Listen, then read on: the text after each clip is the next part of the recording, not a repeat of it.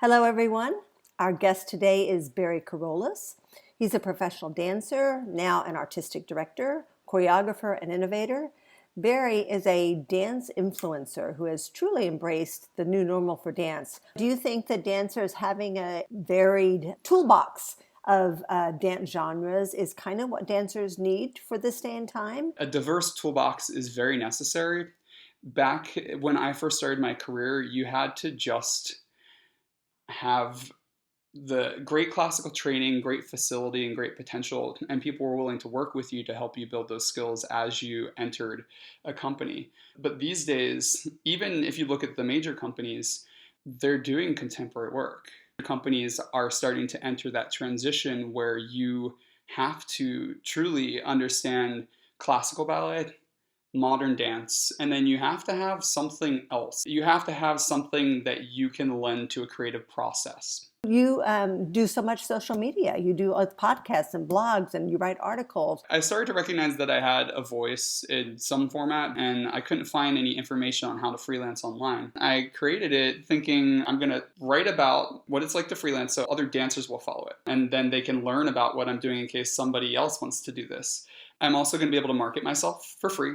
And then maybe if companies see that I'm writing about my experience working with them, then more companies will want to hire me. So you were doing all of this technology before anything about the pandemic. I first tapped into technology as a tool for dance for fun, but then at this point, I was able to tap into it as a tool to allow me to continue in my career. So talk about being a director, your movement Headquarters Ballet Company. I thought my choreography career was going to take off, but I ended up teaching most of the time so that I could survive. I finally came to the determination that if I wasn't going to be given a platform to create, that I was going to have to create it myself. I started dreaming up what is now Movement Headquarters Ballet Company. I started working with a few dancers and developing choreography and doing little workshops in New York City. And then finally in August of 2019, we bit the bullet and we did a pre-launch showing. It was a fundraising performance. Where I am now, that things are growing, they're starting to grow faster.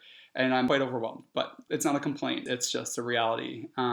We were able to raise enough to commit to having our company launch at the LA City Group Theater. It was a big thing at the time, but we didn't know how big it was going to be considering what happened in 2020. So what in this process, how did you have the idea to create a Nutcracker?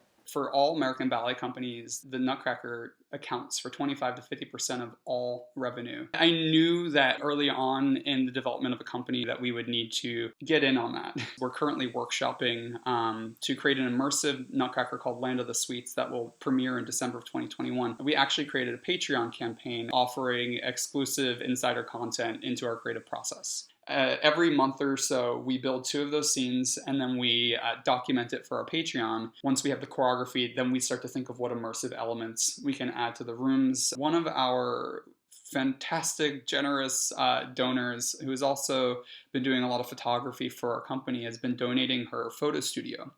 So we're working one-on-one, masked, for short bouts of time.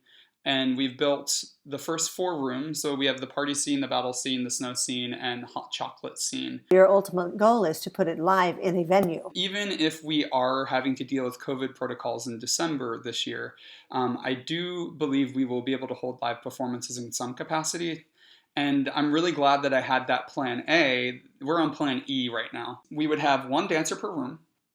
We would have 1 host that would guide the audience members through, because it's going to be immersive. They're going to be walking, they're going to be experiencing everything around them.